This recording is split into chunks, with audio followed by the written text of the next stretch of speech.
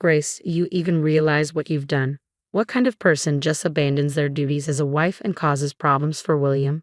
You're a terrible wife, and I'm going to teach you a lesson. Mother, Grace responded calmly, I have my reasons for leaving. It doesn't matter, her mother-in-law snapped. We're moving into a nice, new apartment.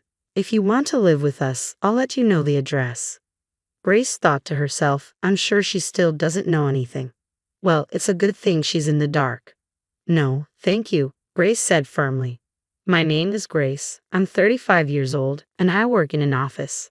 My husband William, and I have been married for 5 years. He's now 45 years older than me. I used to date older men, but William's generosity and kindness drew me to him, and we eventually got married. For a while, our marriage was satisfying, but before long, a shadow fell over our peaceful life. I lost my job. William was suddenly laid off too. The company's business had taken a hit from the recession. I never imagined he would lose his job, especially since he worked for a big company. I thought we'd be financially secure for life, but it turns out that nothing is guaranteed in this world.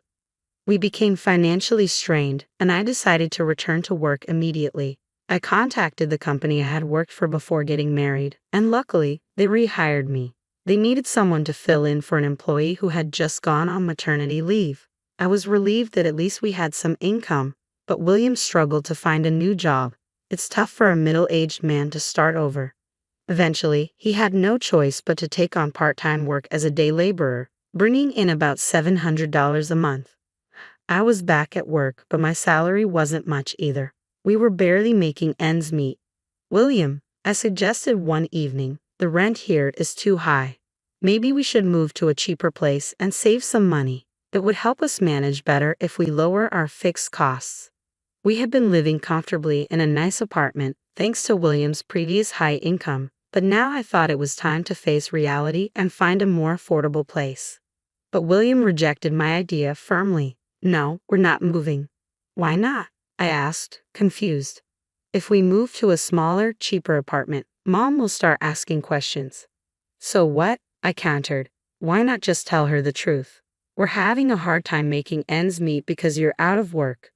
William's face turned red with anger. Don't you dare tell my mother I'm unemployed. Your salary and my earnings are enough to pay the rent. We'll leave it at that.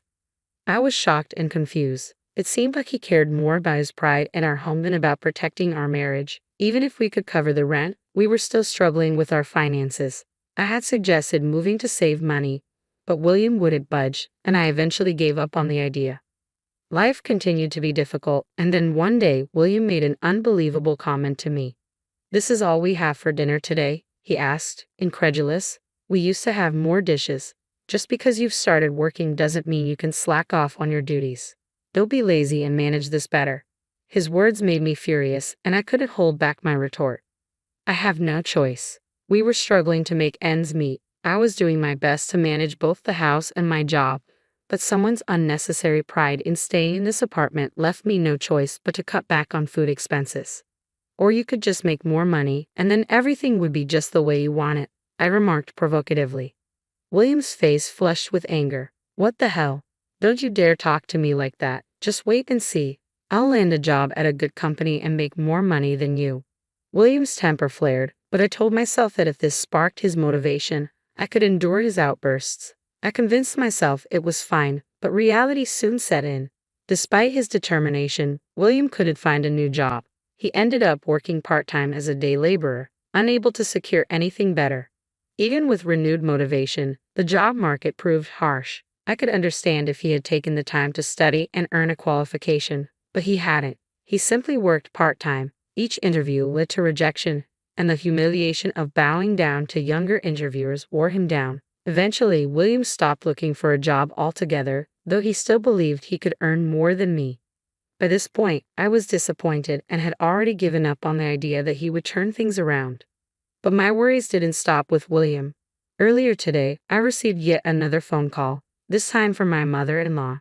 She called without hesitation, despite knowing I was at work.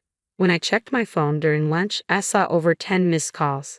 When I finally returned her call, her voice was sharp from the very first word. Why didn't you answer the phone right away? I told you the other day that I'm at work, didn't I?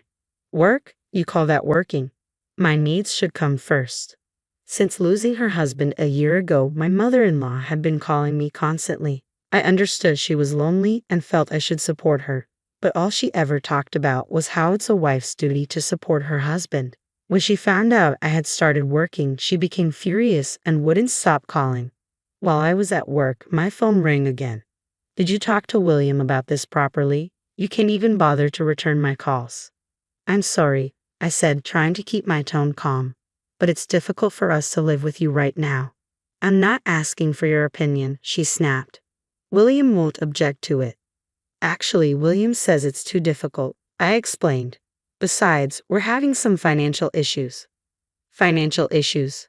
How can that be? William works for a big company. They pay him well, so you two must be rich, right? I was at a loss for words. William had been adamant that I shouldn't tell my mother-in-law the truth, so I couldn't explain our situation. She thought I was being selfish for working, convinced that I was lying about our financial struggles. Her constant calls were stressful, not just when I was at work, but even at night. A wife's first priority should be to support her husband, she often lectured. Taking care of your husband means taking care of his mother too. Why haven't you visited me lately? What's wrong with you? I work full-time, and I'm exhausted, I explained. William has been working part-time on weekends, so our schedules don't match. I'm sorry, but we're both so busy that it's hard to find time.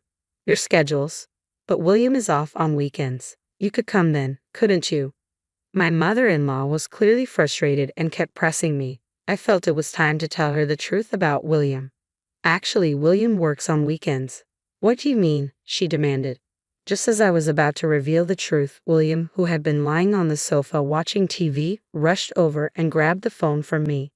Mom, I'm sorry I haven't been able to visit you lately, he said smoothly.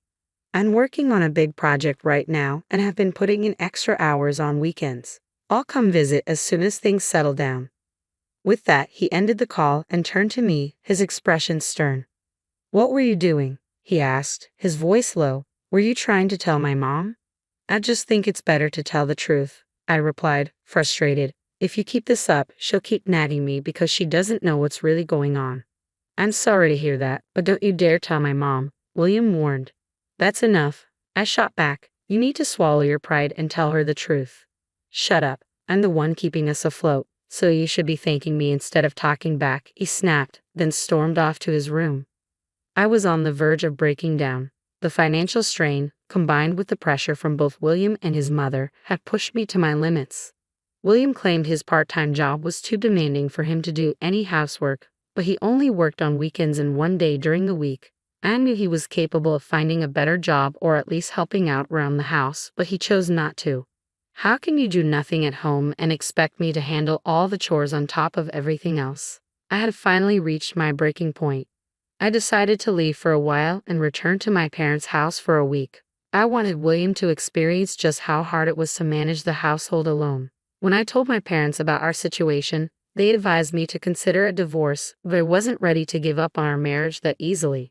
We had been in love once, and we had been married for 5 years. If I was going to end it, I wanted to be sure I had done everything I could to make it work. After I left, William called me.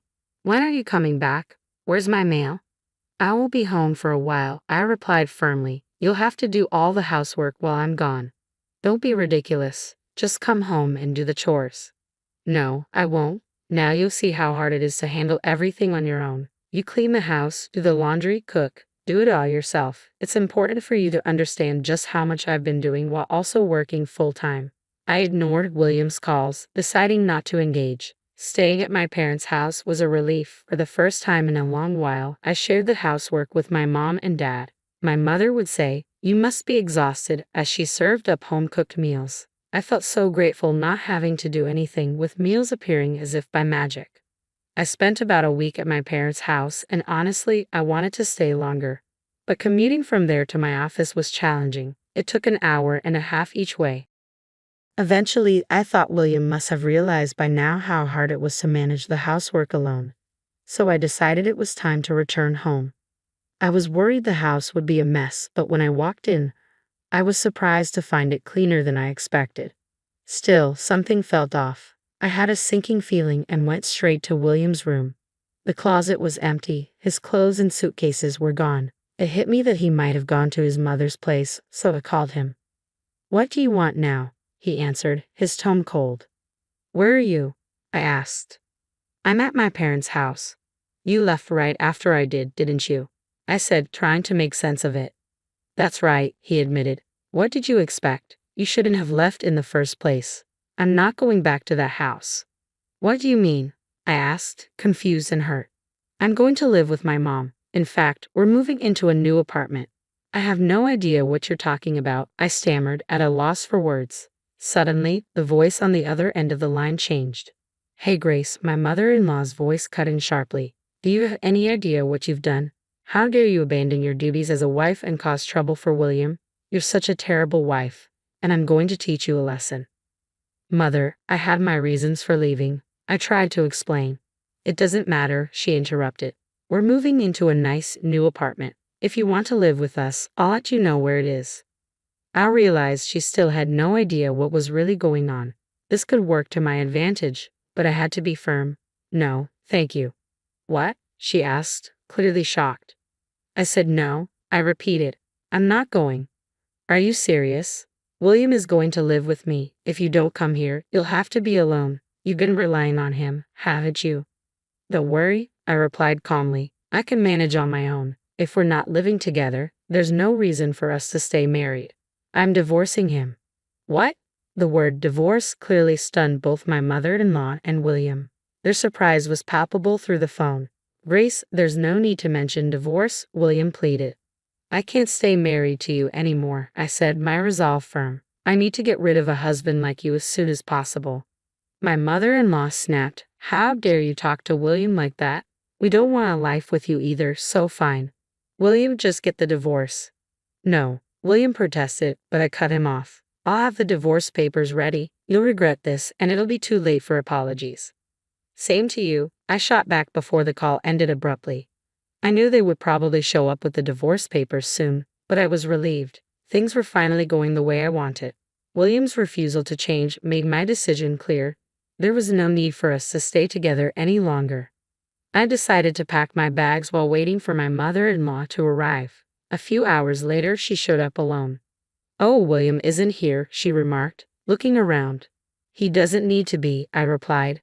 "Here you go," she said, handing me the divorce papers. "I already had him fill out his section. Now, you just need to complete yours."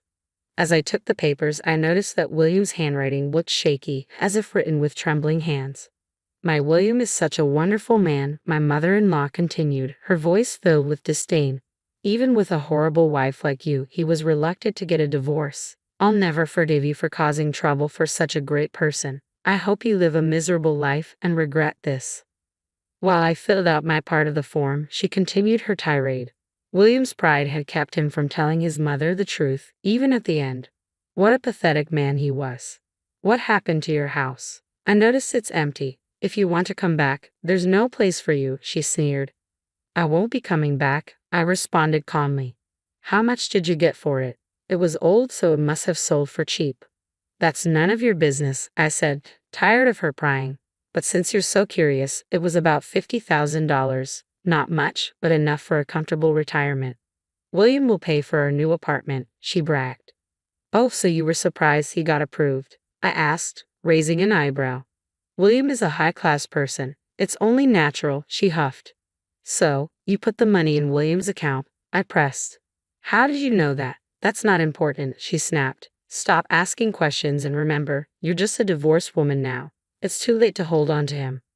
"Don't worry," I said, signing the papers with a flourish. "I've already agreed to the divorce." My mother-in-law snorted and stormed out, clearly irritated. As she left, I felt a wave of relief wash over me. I was finally free from both her and William. I gathered the rest of my belongings and moved them to my parents' house, where I discovered a fresh start and the peace I had longed for. When I finally left, I managed to provoke my mother-in-law just enough to escape the burden of poverty they tried to impose on me. She insisted there was no way I'd get any of William's assets, but I couldn't help but remember the look on William's pale face during our discussions about the division of property. It still makes me chuckle. Then, about 2 years later, I received a call early one morning from an unfamiliar number. thinking it might be work-related, I answered, only to hear the voice of my ex-mother-in-law. "Oh, Grace, please help me," she cried. "Mother," I replied coldly, "you can't keep calling me that. We're strangers now." "Don't say that. I'm in trouble." "Oh, can't pay the rent? Savings running low?" I asked, already guessing the situation.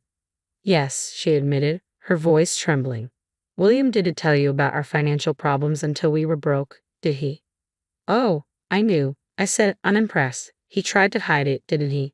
But every time I wanted to speak up, William told me not to." "I'm sorry, Grace. I didn't know anything. I apologize. But please come back." "I don't want to," I said firmly. "William never changed, no matter how much I tried, and you always bullied me. I don't want to spend another minute with someone like you." "Please don't say that. I don't have anything to eat anymore. I'm really desperate." According to my ex-mother-in-law, William had continued to put on airs, refusing to reveal their financial struggles. He'd been using the $50,000 from selling their family home to pay rent, splurging on expensive groceries and fancy meals to keep up appearances. It wasn't long before the money was gone, leaving them penniless. "He got what he deserved, didn't he?" I said, unfazed. "Why don't you drop your pride and live modestly in a cheaper apartment?" "No, it wasn't supposed to be like this," she wailed. "I was supposed to live a comfortable life with my elite son." Her cries fell on deaf ears. I quietly hung up the phone and blocked her number, taking the extra step of getting a restraining order just in case. I had no interest in being their crutch anymore. They'd always leaned on someone else, whether parents or children, never learning to stand on their own. I, on the other hand, was determined to live independently.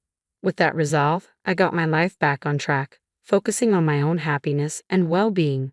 William and his mother could continue their unbalanced, delusional lives without me. I'm so glad Grace could sever ties with such toxic people. Now she's free to lead an independent life, and who knows, maybe she'll meet a wonderful man in the future. Let's wish her a happy life from now on. Thank you for watching until the end. Please subscribe to our channel if you enjoyed this story. See you in the next video.